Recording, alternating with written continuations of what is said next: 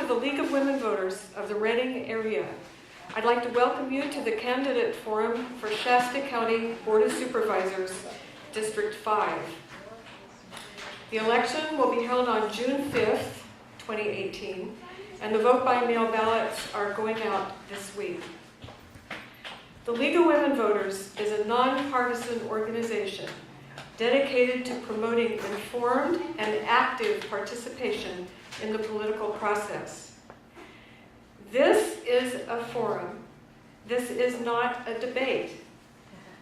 The League of Women Voters structures forums in such a way as to provide as much information as possible in a calm and respectful environment for the purpose of helping voters make their decisions.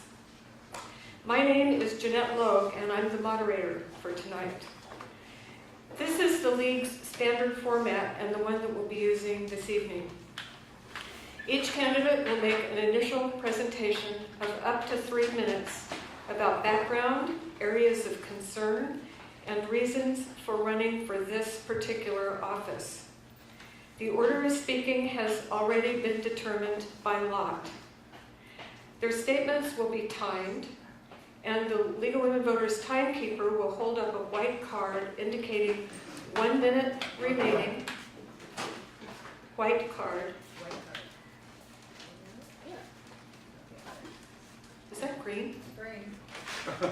A green. A green card indicating 1 minute remaining. A yellow card, hope it's yellow, is it? Indicating 30 seconds. And a red card, which means stop. Our timekeeper tonight, by the way, is Tammy Cole.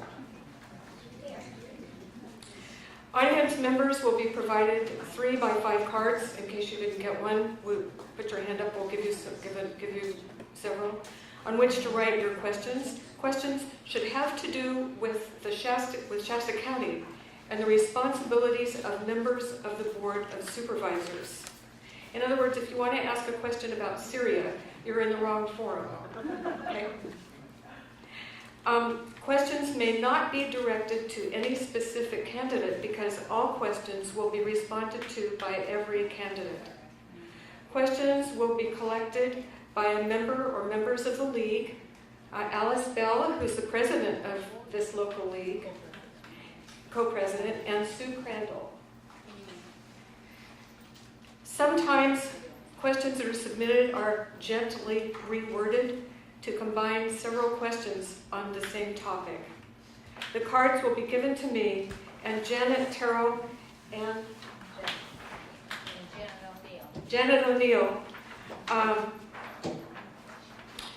are going to give me the cards, and as many cards as can be asked and answered as we can do in the time given. We'll hope to get through all of them.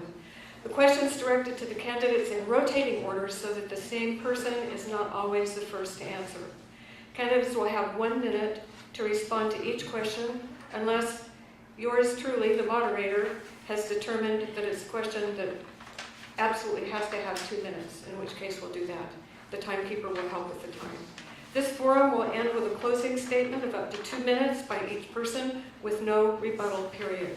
This forum is expected to last for about an hour and a half. Voters frequently like to come up to speak to individual candidates when this is over, and I'd like for us all to welcome our candidates for District 5 on the Shasta County Board of Supervisors, Les Baugh, Melissa Hunt, and Alex Madrigal.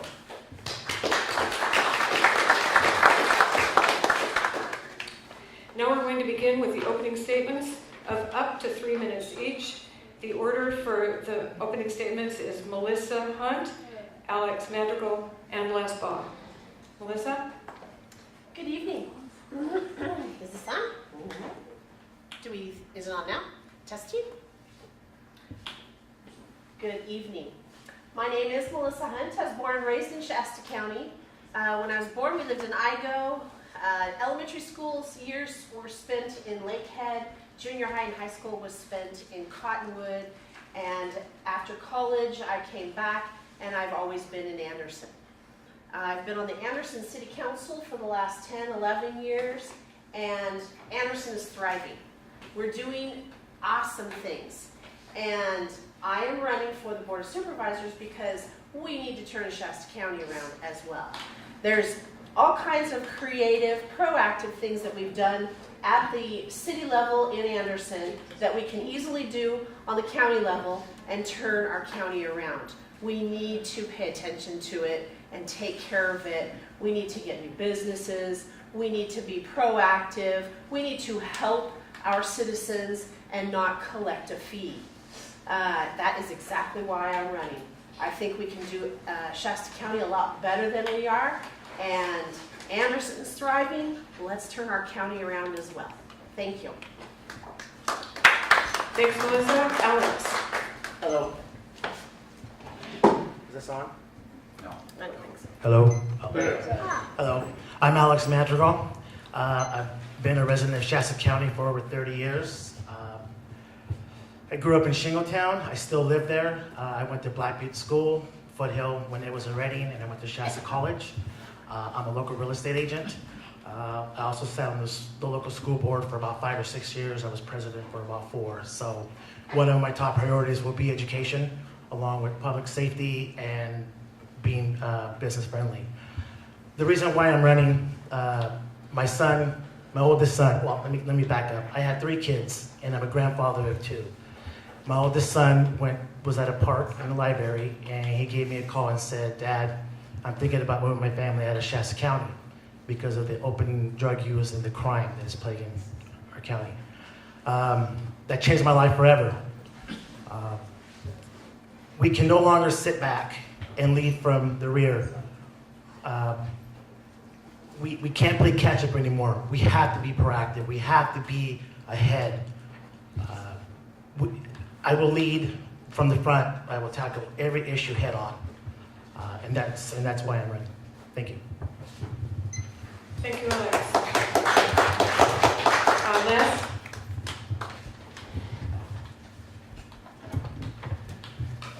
Well, folks, it's a pleasure to be here. Ms. Logue and League, we thank you for hosting this, and you're always very generous with your time, and we appreciate the neutrality of the format that you offer here this evening. My name is Les Baugh. I currently serve as your Shasta County Supervisor, elected to the board in 2006, and I'm serving for my 3rd time as Chairman of the Board of Supervisors. Elected 4 times in the city of Anderson. I twice served as mayor. Basically, a volunteer for the last 20 plus years throughout the community. If you could do it, I probably have done it. I've served as the local chamber president, a jail counselor. I pastor Anderson Community, which is a small church over on Balls Ferry Road here in Anderson. The one that was always known as the Church Annex, built originally as a school, a Christian school back in the 60s. My sense of community comes from family, and family is what has always kept me in the city of Anderson. When Susie and I met a long, long time ago at 19 years of age, we were married, and a few short months ago we bought the oldest house in town, located about 2 blocks from here, 1872 construction. We lived there until, for almost 43 years. That gives you a little bit of a sense of timing, until we reinvested our life savings in Anderson. We built a new home last fall, and we're still trying to unpack all of the boxes. As if you've ever moved a lifetime of home, you probably understand that. We have 3 children, an Indonesian son. We did not adopt, but lived with us for quite a long time. We have 12 grandchildren. We've had 23 foster children. And we decided to start our family all over again, recently adopting beautiful little Violet. 4 years of adoption process, the longest adoption process on record for Trinity County. Just a week and a half ago, we were pronounced mommy, daddy, and daughter. So 5 years old. I'll be quite young when she graduates from college. I serve on a lot of boards. My aim has always been this. It's been to literally pour my heart and my life into the county in service, serving seniors, serving veterans, promoting law enforcement, public safety. Those are the same things that brought me to the board, and it's the things that have kept me on the board. One of the greatest achievements, I think, during my tenure on the board is I helped initiate a pay cut, taking 9% cut. We also asked the rest of the county employees to take that cut. We also turned around OPEB, which is that liability for health insurance. We estimate we have saved the county, while other counties are struggling there, we have saved you, the future current residents, and the future of Shasta County $150 million in outstanding liability. I'm sure we'll have more conversation, but it's a pleasure being here, and I appreciate your consideration. Thank you. Okay, now we'll start with the questions submitted by you. And by the way, if you have any cards that you've already put questions on, raise your hand, and someone will come around to pick them up.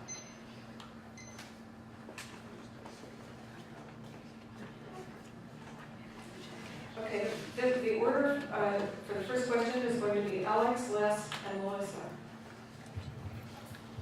1 minute. What is your position, and I'll repeat it for you if you want me to. What is your position on sanctuary status for Shasta County? I'm a no vote.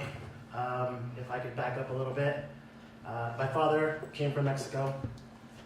He worked very hard to get here. He did everything that was asked of him, and he's very proud of what he accomplished here. And he gave us the opportunity. Everyone deserves that opportunity, but we have to do it the right way. It benefits no one, when we allow people here to be here illegally. It hurts the family and the entire structure. Thank you. So I think we probably all read the newspapers, and I helped lead the effort in opposition to sanctuary status for the Shasta County Board of Supervisors. It was a very divisive issue, but by a 3-2 majority, Shasta County decided to opt out of California's sanctuary status. I also come from a family of immigrants. My great-grandparents immigrated from Italy. My mom's full Italian, and of course they did so within the laws of our nation. I am in full support of legal immigration in the state of California and our nation, and I have worked very hard with several who have wanted to do that on a legal basis.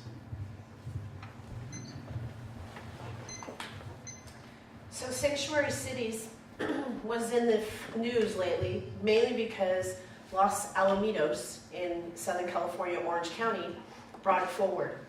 Well, to tell you the truth, Anderson, California was the first in the state to say we are not a sanctuary city. And that was last year, about May of last year, I think it was. So it's almost a year. Fox News didn't pick up Anderson, nobody picked up Anderson, but we were the first in the state. It was a majority vote, everybody voted for it, and the rest is history. Anderson, once again, is leading in Shasta County. Thank you. Okay, thank you. Second question, we'll start with Les, Melissa, and Alex. What is Shasta County doing to attract more jobs to the area? Well, on several fronts. Shasta County, through its participation in NORTEC, which I chaired for 2 years. NORTEC is the Northern California Employment Training Consortium. We bring 11 counties together, and we help put people back to work.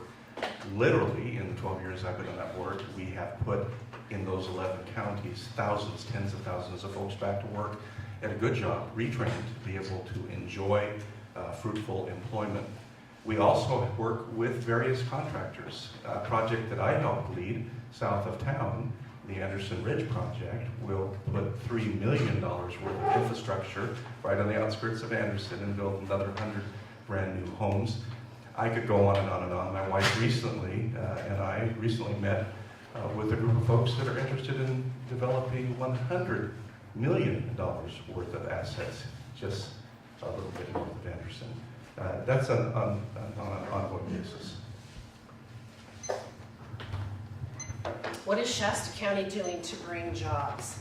Well, Shasta County needs to do something before we invite people to bring jobs, because we have to get user-friendly, consumer-friendly.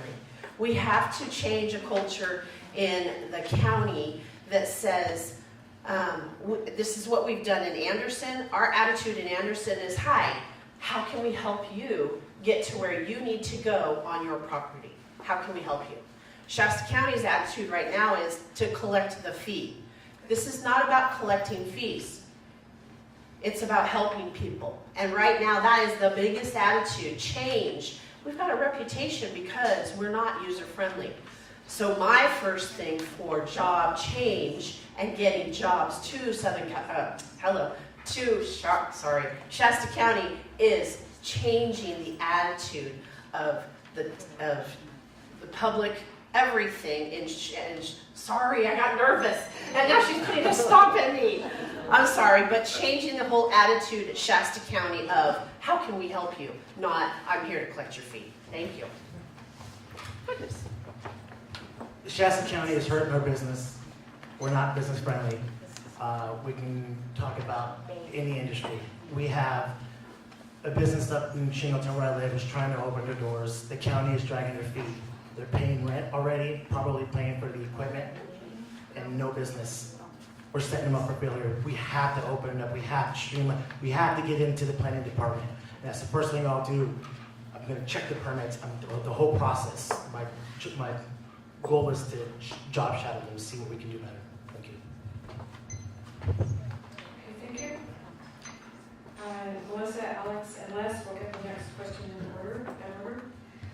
This is again 1 minute. When we come to one, we're coming up close. The one that's going to get 2 minutes, I'll tell you before I read it to you. What are your ideas on funding infrastructure in the county, such as roads? Maintenance is a problem. Funding and infrastructure.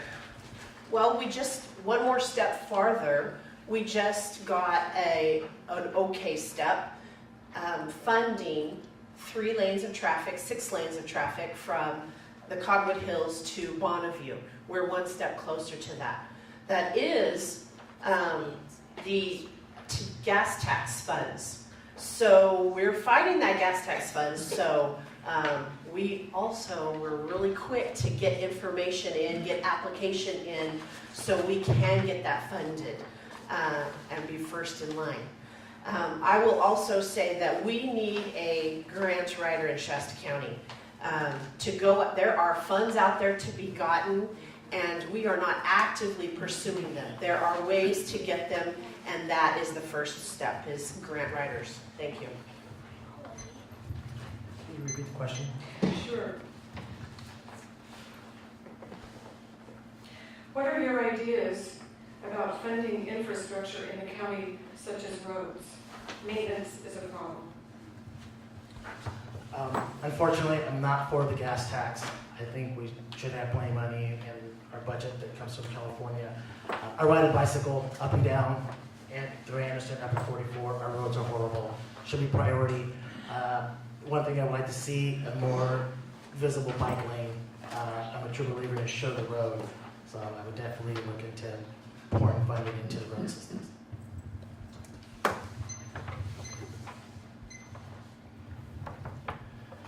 Thank you. Shasta County spends every penny it receives for roads, on roads, which is important to understand because some entities do not do that. During this upcoming year, we will replace or improve about $6 million worth of road infrastructure throughout the county, repairing, replacing, stretching those dollars as far as we can. Because of my work with USDA and their new director appointed by Mr. Trump, we have a $45 million offer on the table for infrastructure for a jail facility if we choose to accept it. We also recently received a grant, a 45% grant, the first time we've received this for a new fire suppression system in Shingletown. We've received loan offers before, but never a grant offer. I could go on, we're not having enough time to do this. The bottom line is that searching and using every dollar available, it's important.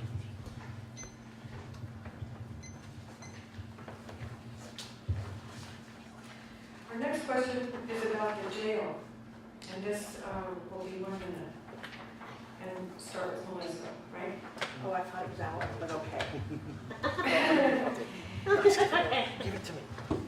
I did confess before we started with the candidates that I have been known to get out of order not, getting hysterical or anything, but I mean the row in order. And I asked them, if I do that, please let me know, don't humiliate me too much. Okay. That's all good. All right, so Melissa, Alex, and Liz. If expanded jail capacity is built, what would be the funding source for staffing? So funding source for staffing, well, the county's had the chance to build the jail 2 times and has turned funding away. And my first thought would be, for crying out loud, why didn't you call Shasta Lake City, Reading, and the city of Anderson, and all of us come together to the table and work together? Okay guys, we've got this money that's for a jail, we can build the jail, but we can't fund it, so let's work together and fund it together. So you're working as a community in the county, hey, Anderson's putting criminals in that jail, we can come up with something. Same with Shasta Lake City and Reading. We should have worked together and kept that money in Shasta County 2 times.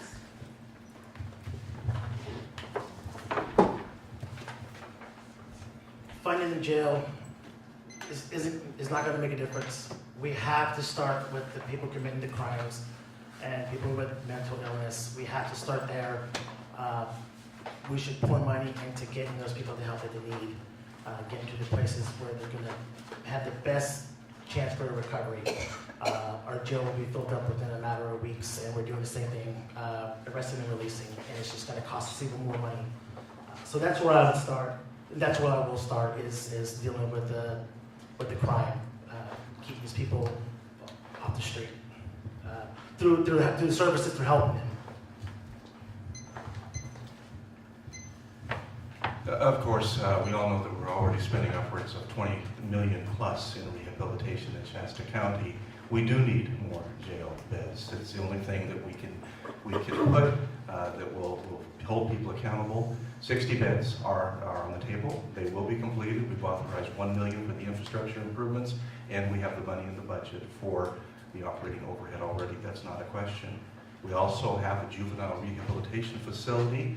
It already has a $5.2 million budget housing 11 children. We can use that same money in that same facility to house 90 adult criminals instead. It won't cost us a single penny more. We will have to purchase that facility, but again, we've had the offer on the table for that money.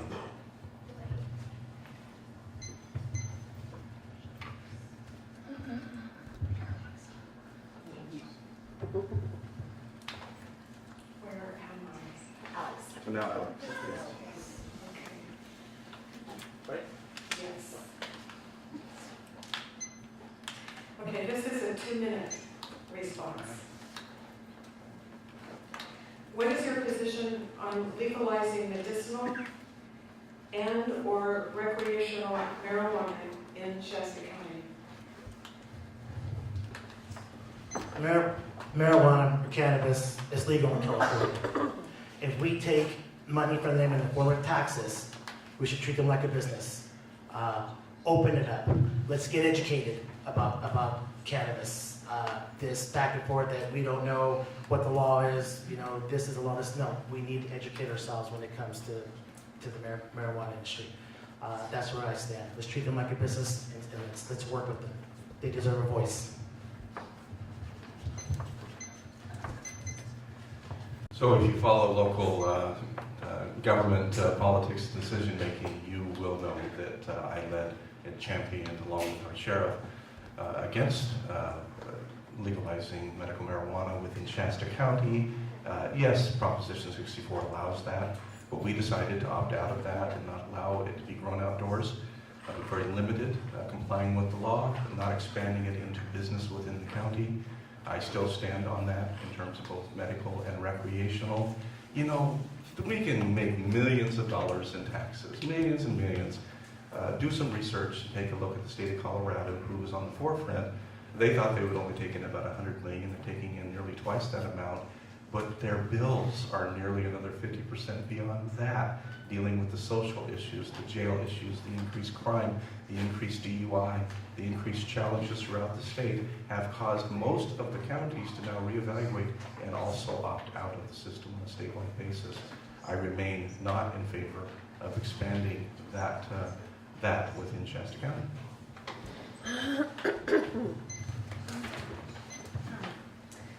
So, when medicinal marijuana first came out, Anderson in Shasta County was the first to have a dispensary. So Anderson was the first to regulate the growing of medicinal marijuana. We had residents that came forward, were complaining about the stench of it, the smell of it. They were also complaining about people coming through their yard, they weren't growing it, to get to their neighbor's yard who was growing it. So we had to find parameters to find our citizens not only the quality of life because of the smell, we had to find parameters to keep them safe as well. So our regulations, when we regulated it to where it had to be in a shed, there had to be some air filtration, had to be locked up, safe, and to where your neighbors wouldn't even know what was going on. That is also where I still stand on that. For the growth of recreational pot, no, I'm not for that. It goes back to the medicinal marijuana. We have regulations in the city of Anderson, and I still would go with the same thing in Shasta County as a supervisor. I will also say that Anderson was the first in Shasta County by a year and a half before anybody else regulated it. Thank you. Thank you. Okay, not surprisingly, we have several questions about homeless people who live in our county. So I'm going to give this question in 2 minutes. There's several. I'll do them not all at once. And we're starting, am I correct with Les? Okay. All right. I'm often what are we doing to help the homeless? What are we doing about She hasn't the asked the homeless? question yet. Oh, I'm sorry. That's okay. I was just introducing that we're going to be. My apology. I thought the That's question okay. was about I'll the homeless. take a wild guess though, because you guys have been through enough for us. Answer. All right. Do you support expanded mental health programs for our homeless people in Shasta County? And if you do, how would you think that could be funded? Well, I wasn't even close to the question you were going to ask, so thank you. My apology. I obviously support expanded mental health services for every citizen of Shasta County. We recently initiated a $9.8 million 4-year grant-funded process. We're using Hill Country. It's on Gold Street in Reading. Instead of taking a look at the folks that are on the streets and telling them they have to come in at normal business hours from 9 to 5, we're actually open until I think 11 p.m. at night, because the crisis in the mental health arena happened generally kind of later at night, and so they wanted to be able to help the people in need. That itself is important. Here's why it's important. Because it will change the paradigm of health care through partnership, and that's our funded source. Rather than waiting until there is a crisis, the hope is that we can have partnership pay for health services before folks who are going to be challenged mentally are really over that edge. And that is the end result, or that we hope will be the end result of this 4-year pilot project. It is very, very layered. Almost everything that you can think of in terms of challenges within Shasta County with our homeless population, with drug abuse, with alcohol abuse, with mental health issues, is covered somewhere in that 4-year pilot project. I believe it will forever change the face of how we deal with mental health issues in Shasta County. I'm hoping, quite frankly, that Hill Country, who has a great record of success, will once again be the champion for this cause. Thank you. Can you repeat the question, please? I'll be happy to. Do you support expanded mental health programs for our homeless people here? And if you do, any ideas about how to fund those services? Thank you. Expanded mental health. Yes, we do need expanded mental health. We have $29 million that goes to mental health right now. It's kind of hard to believe because we don't necessarily see the fruits of that labor. And when I get into the job and get deeper in, I will have a little bit better insight of what's going on. I will say that Hill Country has been very good about reaching our homeless population as they go through there, and they are working on grants as well, working with grants, or they're producing because of grants, should I say. They have found that one of their programs of having a nurse go out to the homeless camps is not necessarily proving to be helpful. It's probably better off to have them come in so they can be checked and kind of, I don't know, monitored a little bit better. So as they work through, they are finding solutions and some programs that do work. By the way, the information I do have about that program not working is brand new, and it might not have reached some people. But it'll come down within 2 years. That grant will be ending because of that. But yes, expanding mental health, I think it would be interesting to go back to some of the places where we've lost coverage. Opening up more of a triage. I think the police need a triage unit. The mental health triage would meet them where they're at, the police officers, with the difficulty that they're facing, the criminal suspect, whatever you want to call them, and then decipher right then and there, instead of wasting the police officer's time and going through the jail process, but then going off to mental health instead. Yes, we have to expand our mental health. Thank you. Alex? It's a long one. Do you support expanded mental health programs for our homeless people in this county? And if you do, any ideas about how to fund them? I do support it. Bear with me here. I'm not elected yet. I went to mental health. I went to Gold Hills. I went to walk a mile in a homeless person's shoes and someone with mental illness. They're great programs. I went to every place they asked me to go to. There's room for improvement. They need a lot of help. There's a program by Whole Person Care. It's called the Mobile Crisis Unit that they're trying to get off the ground that would help law enforcement deal with a mental illness call. Instead of taking this person to jail, they would dispatch the Mobile Crisis Unit, and they're part of, I believe, mental health. We can keep people out of jail, get them the help that they need, and that's one of my top priorities is making mental illness not a crime, but something that we can help with. Thank you. Okay, the next question, I think we're starting with Melissa. And this is a 1-minute response. How might we consolidate services for homeless people to eliminate redundancy and therefore increase cost efficiency?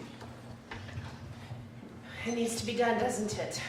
The Continuum of Care is a great program in the way of taking care of our homeless. They're talking about, they do have a program where they can record what each homeless person has received. When it comes down to it, does that matter? They're taking advantage of the system in different places. That mattered to me until you stop and think. We really need to consolidate them, bring them to one place or 2 places, or when it comes down to it, we can have it in Reading, and then we have one out in Shingletown or down in Cottonwood. But make them go to those places to receive their needs, their supplies, whatever they are getting. But yes, it does need to, in my opinion, be consolidated, and there's lots of overlapping. People are using the system to their advantage. Thank you. Alex? This is where I stand. The tools and the resources are there. We just need somebody to be the champion. Go and be more aggressive. Get these people the help that they need. They have to want to help themselves, or it doesn't work. It really doesn't. We need to be out there finding those resources, getting them out to the public through education, pulling people out of mental health, putting them on the streets, and let's get out there and be proactive. That's my solution when it comes to dealing with the homeless.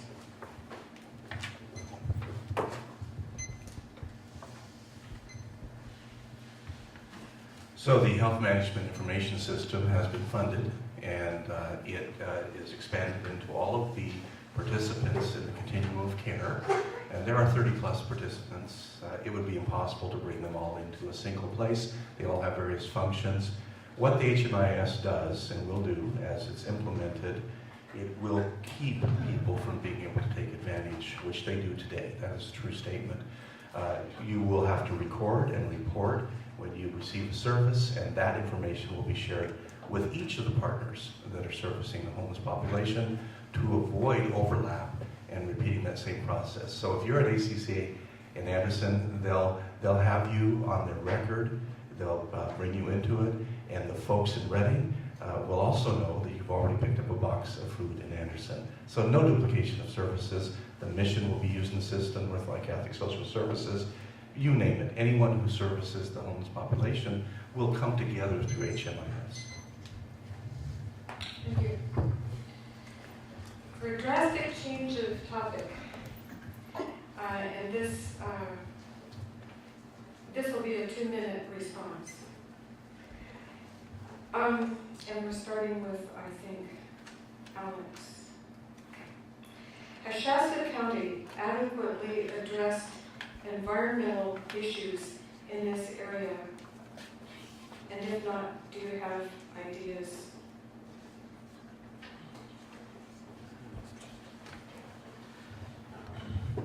Sorry, that's something that we'll have to work on. I don't have all the answers.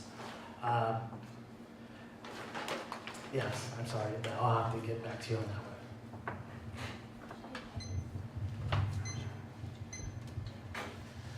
Wow, environmental issues. I think we could go on for about a year on that one. 2 minutes. Only 2 minutes. Direct related to Shasta County is the state overreach and cracking down in terms of, if you're a farmer or you're a cattle farmer out there, do you know that you've been told that you have to make your cow stop peeing in your field? You can be fined for that if your cow flatulates, and I'm saying that the nice way. There's an increase in greenhouse gases. Some of the things the state of California has done through carbon emissions doesn't do a thing for us. The last forest fire we had here emitted more particulates into the atmosphere than all of the savings for the next 50 years in the state of California through the CARB program. Here's what Shasta County has done on a practical basis.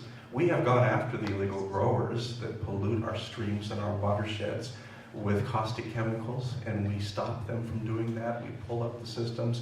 We take care of the illegal grows. We dispose of the illegal pesticides, herbicides, and rodenticides.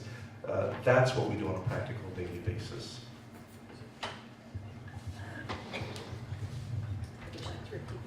Yes. Has Shasta County adequately addressed environmental concerns in the area? And if not, what are your ideas? Has Shasta County adequately addressed? Well, you know what? We live in the state of California, and it's just plain hard to do some of that with the state of California. So it has not been one of my focuses. That's all there is to it. So I have to say I don't know.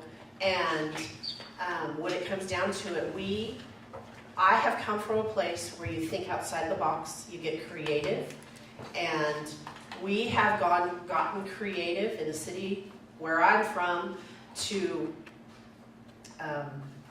submit to the state, and I think we'll have to just plain get creative on how to submit to the sanctions. Well, that's a strong word. Sorry. the guidelines for our county. We'll submit to them, but we'll do it creatively. Thank you. Now, Les, right? Yes.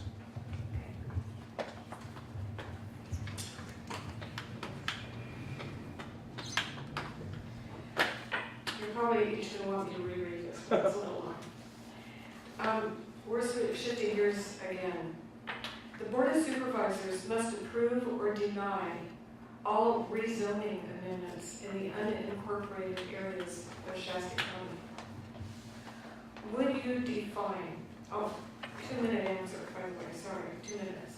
Would you define responsible rural development, including parcel size compatibility, roads, water, and septic infrastructure, sheriff and fire services, and fiscal considerations? That's a lot to think about. But basically, it all has to do with zoning amendments in unincorporated areas, parcel size, the usual infrastructure issues. Okay, wow, I think I didn't ask that question. The brilliant planner in the room. You know, you couldn't answer that question if you had 30 minutes. It's too multi-layered, it's too difficult to be able to answer. Bottom line, local government is responsible for the planning process. And I will tell you, since we have a lot of people in the Churn Creek Bottom here, I got educated in that planning process, didn't I, a few years back, where the county approved a large development in Churn Creek Bottom. And Churn Creek Bottom and the rest of the county said, well, actually they said blank no, but they said no, and they said loudly. They went to the polls, and they pushed back, and that was reversed. So you educate a local like me that says, well, we probably won't make that mistake again.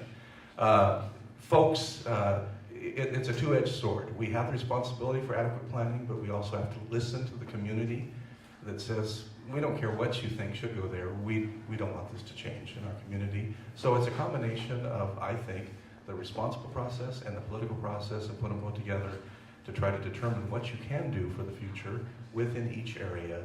In terms of property sizes, lot sizes, and so forth, I think there's some practical sense. If you're taking a look at a large pristine area and it's 100-acre parcels, do we want to slap into the middle of that 1-acre parcels? Maybe not. There is a process that you can look at and go through that, and any person has the right to apply for it. But whether or not in the end it makes sense to do that and change that element forever, I don't know the answer. It's a quasi-judicial matter. Every one of those comes from the Planning Commission and then to the board, and we have to answer them as judges based on the information that we receive and do so in a fair manner. I will tell you, bottom line, whether you agree with me or disagree with me on projects, if it's 800 pages, I've read every bit of it and I know what's there. That you can trust. Yeah. The Board of Supervisors has to approve or deny all zoning amendments in the unincorporated areas of Shasta County. Would you define responsible rural development? Thank you. Okay. Would you define responsible rural development? Well, you're rural, so it's going to be bigger. Of course, let's put it like this too. There are already guidelines to be met. So with those guidelines in mind, it's going to be rural, so you're not going to have a smaller space. It's usually going to be bigger. It is a conversation. This question is a conversation. You're looking for something, and we're kind of shooting in the dark as to try to get you an answer that you want for specifics. But there are guidelines that are set. We, as the Board of Supervisors, do have a way or the ability to amend things, but it's got to be done responsible. You're not going to put in a development in the beautiful forest and put houses on top of each other. It's just not the right thing to do. So I'm not really sure what you're looking for tonight, but I'm a real estate agent. I could totally have a conversation with you if you want to hit me up later and we'll talk about it. Thank you. Again, that's all right. The Board of Supervisors must approve or deny all zoning amendments in the unincorporated areas of Shasta County. Would you define responsible rural development, including parcel size, compatibility, roads, water and septic, sheriff and fire services, and fiscal considerations? That will be something I will have to look into. But for the most, I mean, to just say this, I work for the people, so I will have to listen to their input first before I would to decide anything or even comment on something like that. Thank you. I'm sorry, you first? I think so.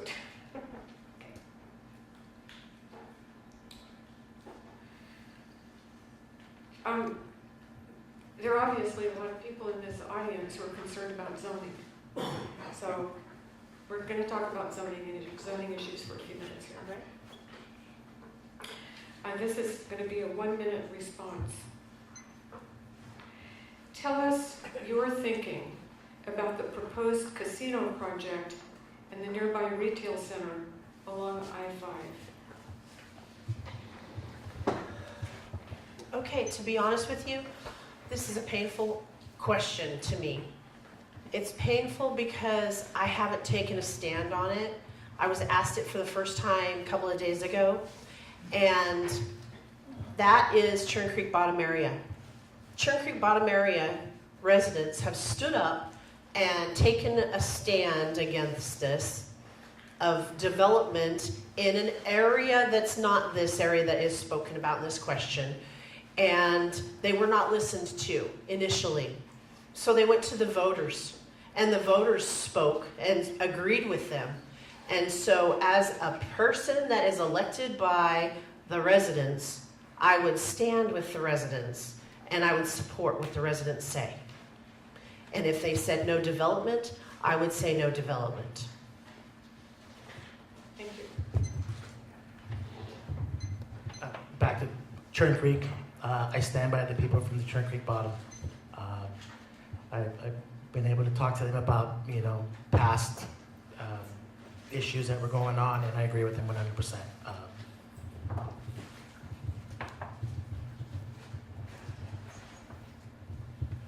So there are a couple of types of projects that come before the County Board of Supervisors. If they're going to go through the public hearing process, it would be inappropriate to, in advance, give an opinion.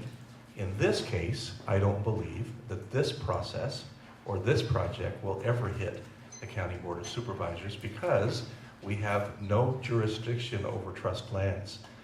That will be handled through the federal process. I don't believe that anybody locally will basically have much input, so I will give you my opinion. I am not in favor of the casino as being the prime entrance point to Shasta County along the freeway. It's the very reason that the Wind River folks are not endorsing my campaign. Thank you. Okay, looks like we're back to Alex. Yes, thank you.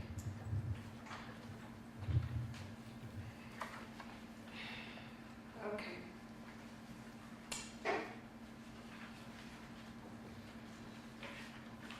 This is a 1-minute answer time. Please explain what changes, if any, you would make to the general plan zoning to create more affordable housing.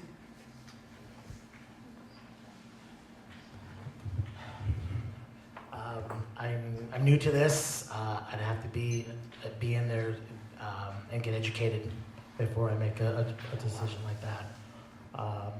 So I'm new.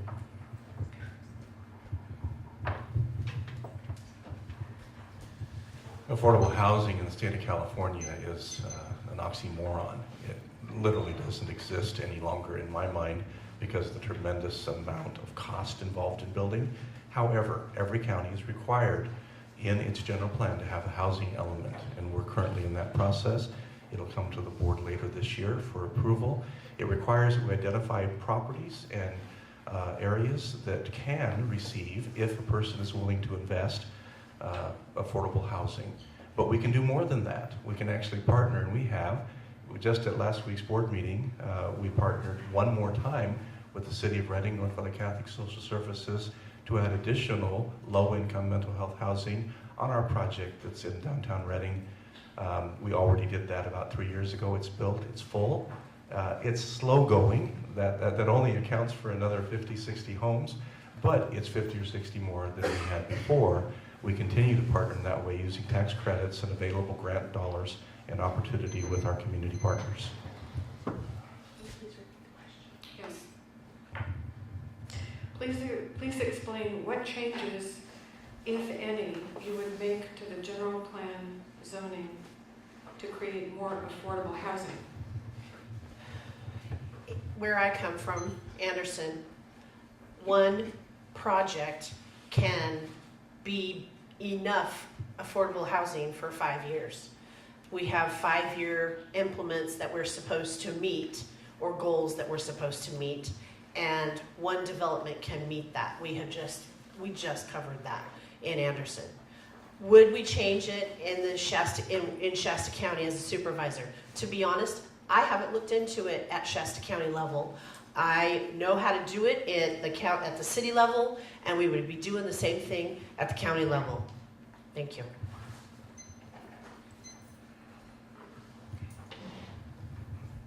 You're first. Oh.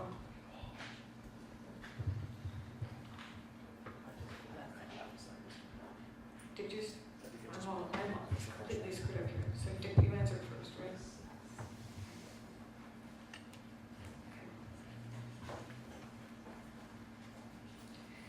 Okay, this is going to be a 2-minute question. What would you do as supervisor to efficiently eliminate eyesores that affect safety and property values?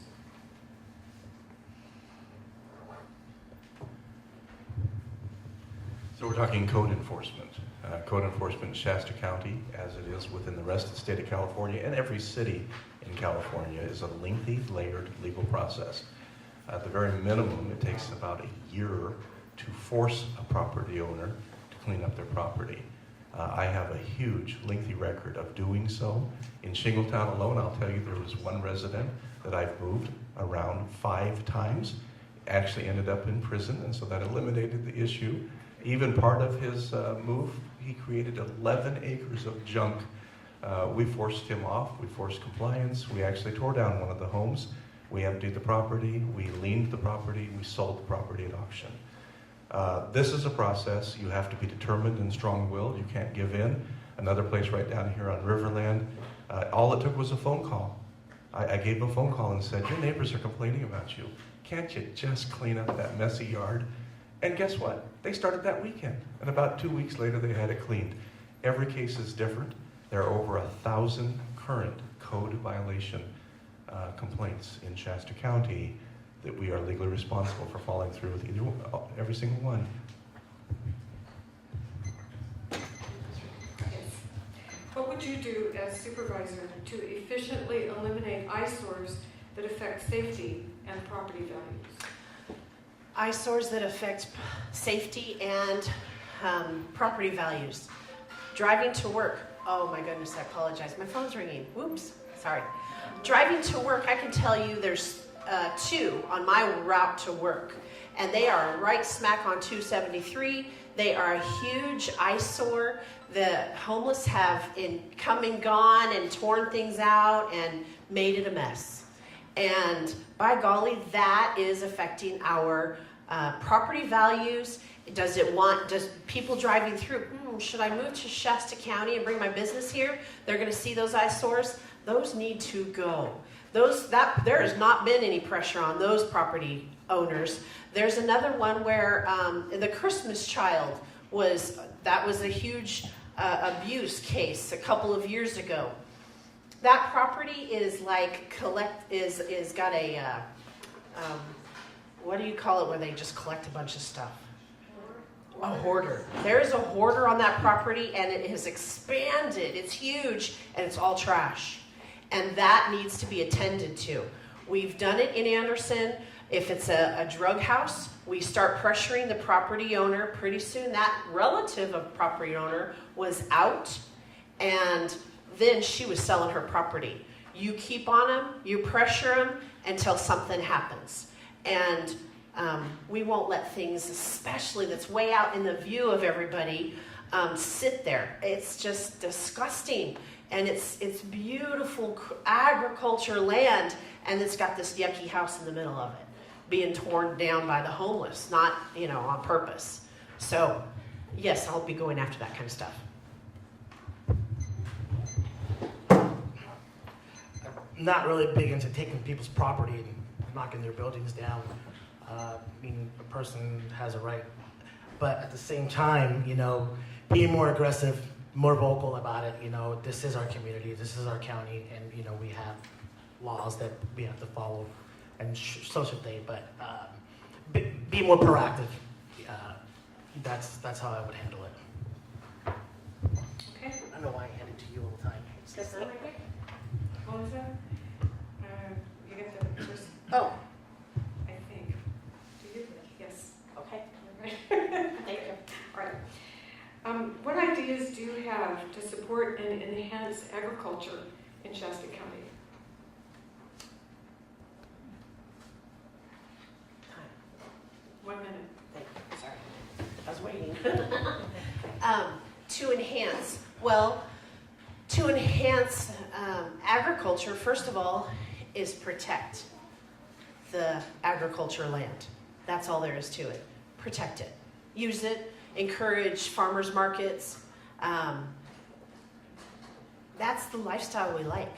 The downtown, let's bring everybody together, bands, bring some music in, and fresh vegetables, and buy a burger, and enjoy company with your neighbors and the community.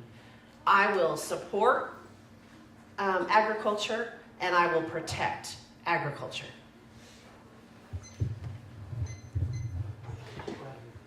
Yes. What ideas do you have to support and enhance agriculture in Shasta County? Same thing as Melissa.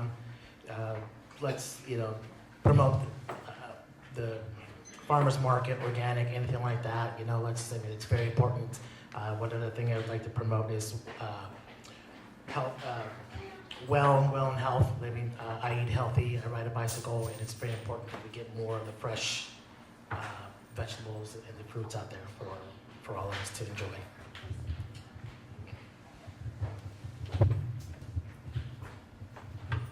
If I understand the question, it would probably be more directed at agriculture as an industry in the county. Last year alone, we produced over $80 million worth of ag crops in Shasta County. The most important thing your local supervisor can do is to preserve ag land, and that's done through the zoning process. If you are willing to immediately give away that zoning process and allow it to be developed, then you've given away future agriculture, which is where we got into trouble, where I got into trouble in Cherry Creek Bottom, of course. We have a history there. We have an ag office. We have engineers. We have folks that are certified and able to answer those questions. We maintain that staff to the benefit of the ag industry. I support the Williamson Act, even though the state of California has decimated it. I continue to support that, which preserves large tracts of land. And I am a dues-paying member of Cattlemen, work closely with Rick Fitcher, their president. He's asked me several times to bring legislation through our rural county organization to Sacramento. I'm happy to do that with all of our ag industry partners. Thank you. Okay, Alex, I think you're first on this next one. There must be some background to this question, and I don't know what it is. If nobody else does either, then we'll just move on. What is your opinion about developing a tax-sharing agreement between the county and the cities of Anderson and Shasta Lake, and why? One more time, please. What is your opinion? What's your opinion about developing a tax-sharing agreement between the county and the cities of Anderson and Shasta Lake City, and why? And Redding? And Redding. I'm not for raising taxes on anybody. I think we should focus on the funds we already have. There's been a few issues that have been brought to my attention when I talk to county employees about wasteful spending in the county. I think we should address that first before we talk about a tax. But as far as maybe creating a tax with other cities, if it comes down to it, absolutely, we're in this together. You know, Shasta County, Reading, Anderson, we're all a part of it. If it's going to benefit us all, it benefit us, and you know, I'd be okay with it. And you guessed right, it was 1 minute. It is 1 minute? Yep. Thank you, that was my question. Okay, so I got the wonderful experience to be in some of the tax sharing meetings, and it was the city manager and 2 elected officials, and the CEO of Shasta County and 2 elected officials. And I should have brought my popcorn. The egos that flew was quite interesting. But when it comes to development, we've done it down here in Anderson. It's been a great job and a great partnership with Shasta County by making a decision. You don't do it with everybody in the county. You do it with the entities that are involved. Yes, I'm for tax sharing. Let's work together, bring projects in and work together. Yes, I'm for that.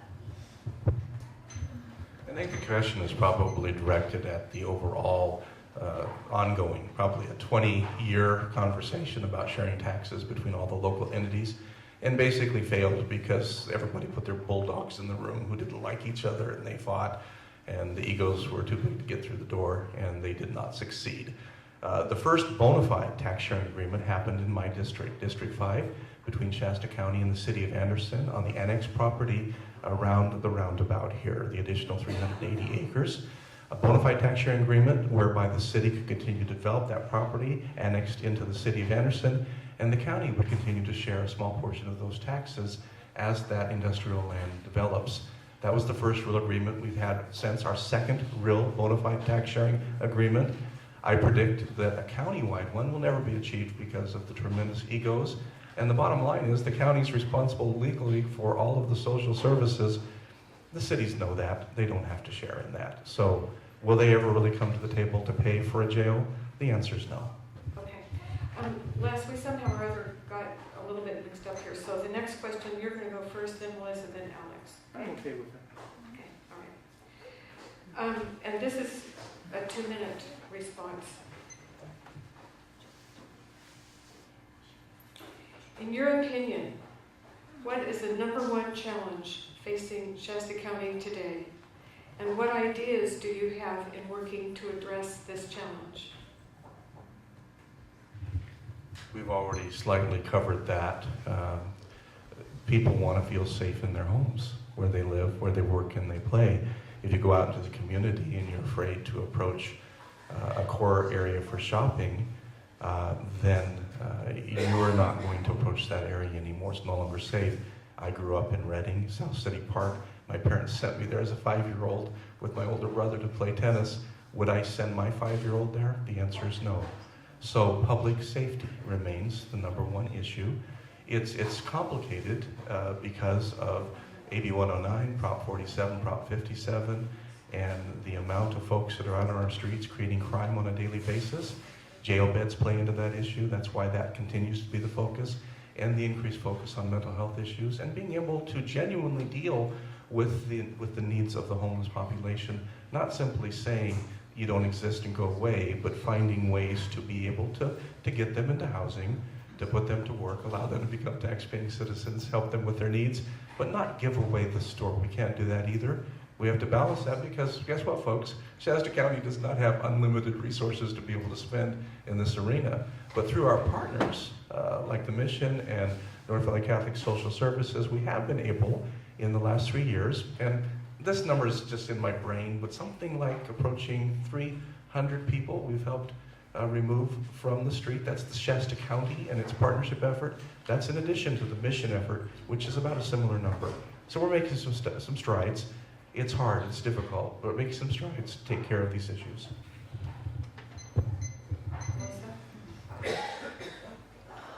I'm disappointed. I'm disappointed in what I just heard. public safety is a situation that is most important on the forefront. What was not mentioned was police officers, public safety in our rural communities. When I was a child in Lakehead, elementary school age child, I knew the name of our deputy that was on patrol up there. Shingletown knows that they have a deputy 4 days a week, not 7, 4. I'm still stunned.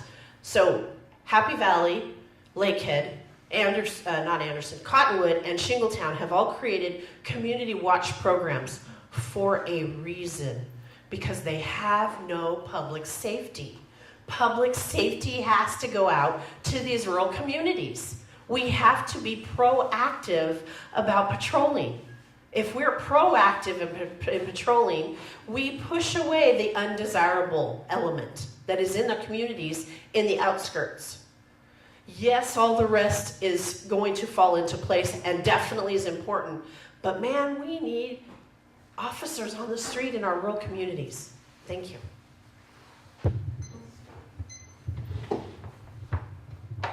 In your opinion, what is the #1 challenge facing Shasta County today? And what ideas do you have in working to address this challenge?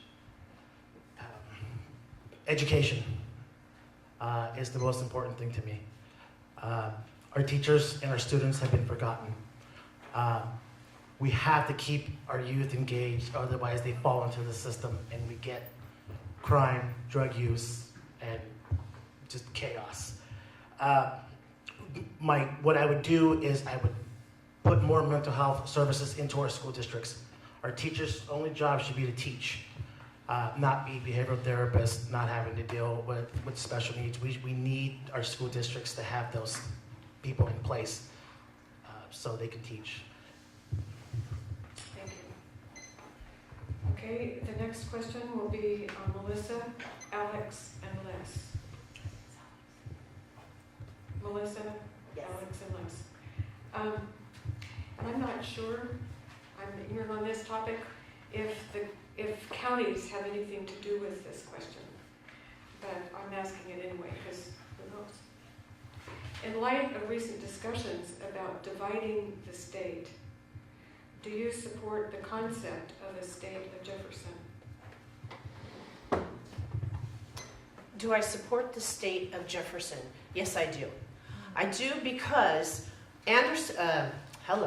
the small town, Northern California, needs a voice. This is the exact reason, the state of Jefferson is the exact reason I have been very involved in Sacramento.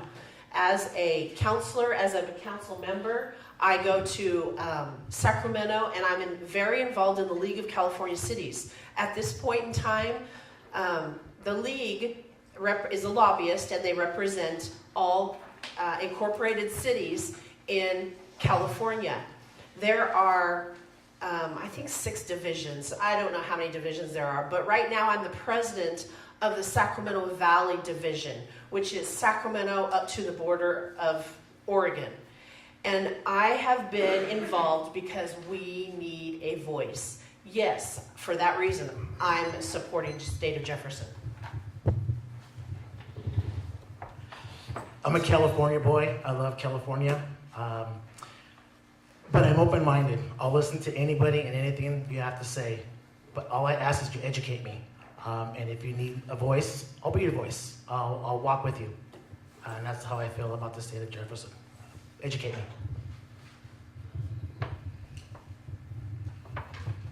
The state of Jefferson remains a brilliant concept, and I have never changed my mind or my thought about that at all. My challenge has always been on the financial aspect of the state of Jefferson. Shasta County, even though it's one of the largest counties in the state, is I'll use this word gently, a welfare county. It receives more money back than we pay as taxpayers on your road funds. For every dollar you pay through HUDA, through road taxes, we're receiving something like $3 back. The same thing is about for every area of finances, in social health services and mental health services, we receive far more back than our local residents pay. If we eliminate those who are paying, which are the Bay Area and Southern California, we will become an impoverished county.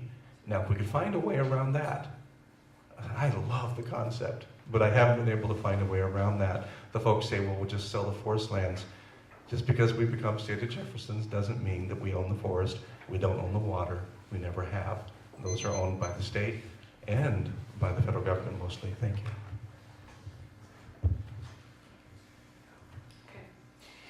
Okay. The last two that I'm going to ask before we go to the 2-minute closing statements that you each have. These are factual questions. So to avoid being like a gotcha, who knows the answers and who doesn't, because these really are just factual questions.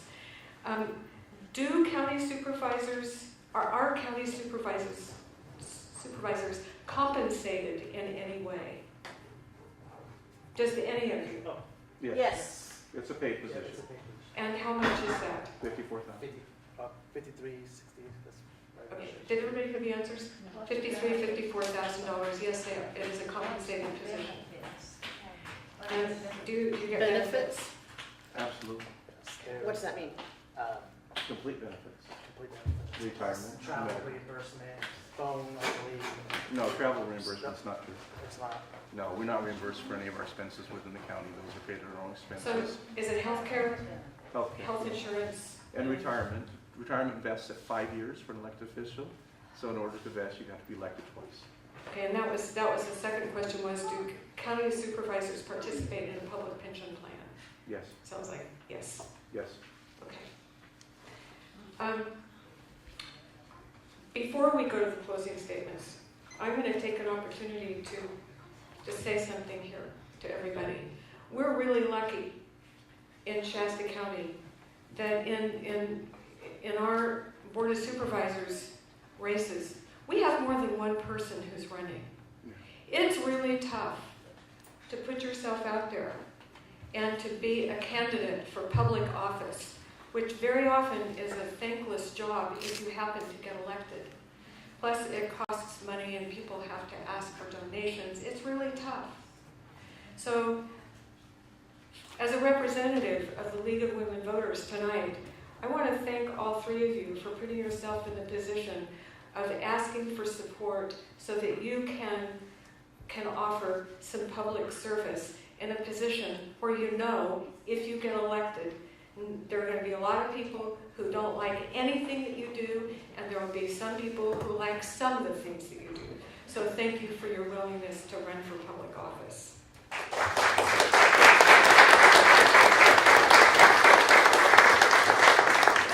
Okay, so let's start with Alex, then Les, and then Melissa for a 2-minute closing statement. Just two. Yep. I don't have all the answers, but I will make you this promise.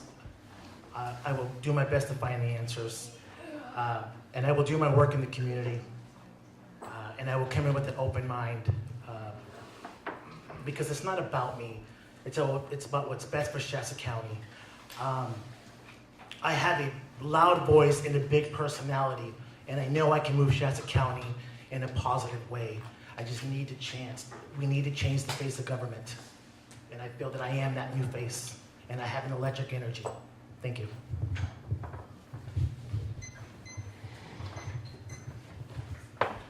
Well, Lig, I'll start the same way or finish the same way I started by thanking you for the opportunity, and for every person in here, thank you for taking time away from your families this evening. I will tell you, it has long been an honor to serve the community of Shasta County and the cities and the district. District 5 is Anderson, the zip code, by the way, Cottonwood, all the way out to West Valley. It takes in a slice of Reading up to Churn Creek Bottom and the Kids Kingdom, then goes out and snags Millville, Shingletown, Manton, Viola, runs up the hill a bit toward Whitmore. It's a large, diverse district.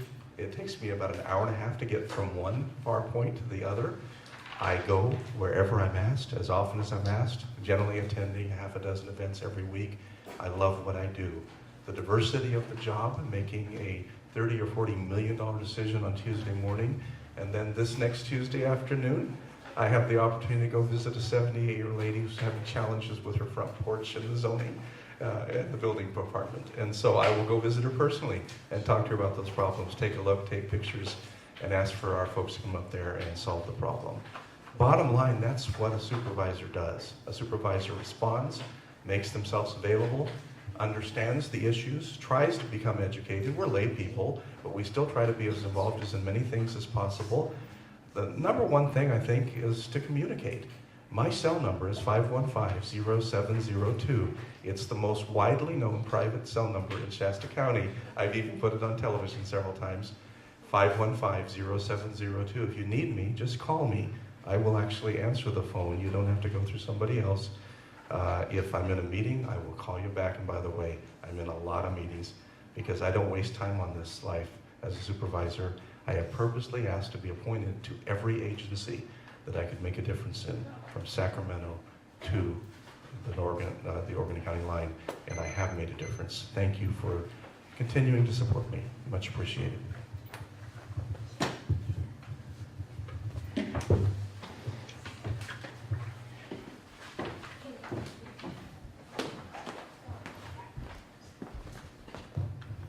First of all, I'd like to thank the League of Women Voters, and more than anything, I'm missing Molly Cole's face this evening. I miss her. I thank you for the invitation. My name is Melissa Hunt. I was born and raised in Shasta County. I love this place. I have a master's degree in education.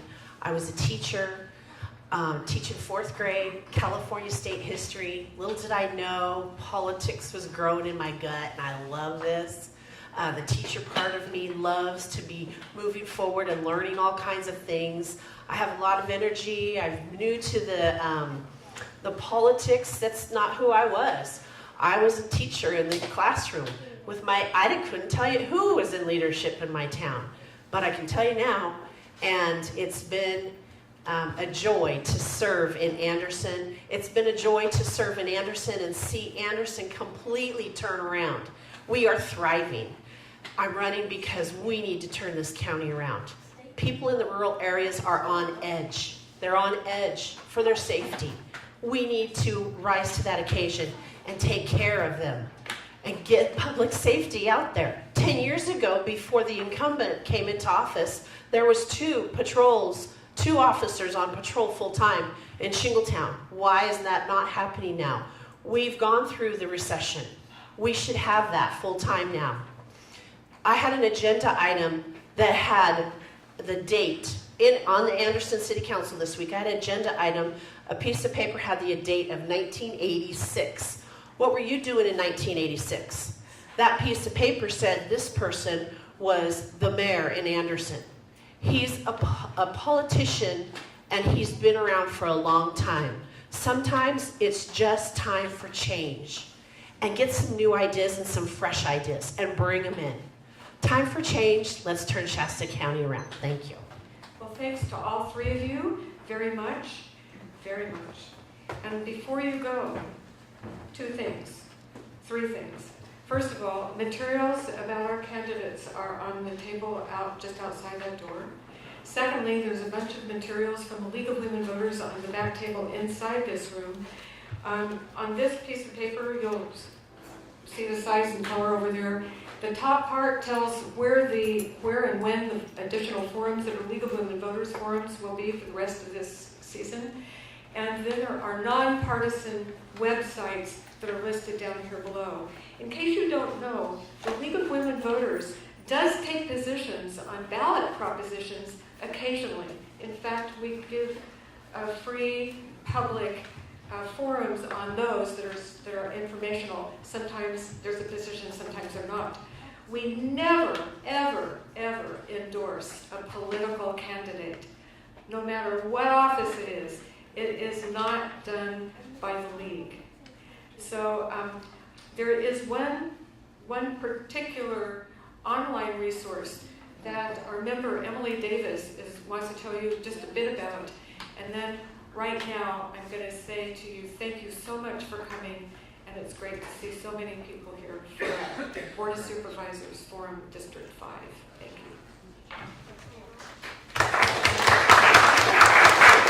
you. talk to a few of you before the forum started about Voters Edge California. Voters Edge California is a nice thing for the candidates, and it's a nice thing for the voters. By the way, for those of you who did not get a bookmark before, I'll put it back, I'll put the stack back there. Voters Edge California is a joint project of a group called MapLight and the League of Women Voters of California, their educational fund. It's a non-profit. The candidates aren't charged anything, but it's a comprehensive, nonpartisan online guide to the elections both at the federal, state, and local level. I talked to our candidates here. They and other candidates that are within the Shasta County area. I, as the county coordinator for Shasta County for Voters Edge, I've been approaching all the candidates to encourage them to get their information up on Voters Edge. Then what you as the voter can do, you can use the votersedge.org.ca, it's on your bookmark. You can go and get that in, and all you need to do is type in your zip code and your street address, and your individual ballot will appear, candidates and the measures. For example, where I live, I'm not in the Supervisor 5 area, so when my ballot comes up, sorry you guys, you're not on it. Also not on it is the Reading tax measure for the school district. That's not on it, and neither is the fire safety in the northern part of the county. I would encourage you to pick this up. As I indicated, not all the candidates have put their information on. Hopefully they will. For those of you who don't know, I think Jan mentioned at the start, the absentee ballots are going out. They should be in your home, I think, the 7th or shortly thereafter, depending on our postal system. And if you're like me with your voting ballot, you like to take a look at who the candidates are, you like to get on and see what their positions are on things, you like to read a little bit about their biography, and you like to perhaps see their photo if they put that up. So I would encourage this as an added source of information and an added source of getting your information out. It's a two-way street. Okay, thank you.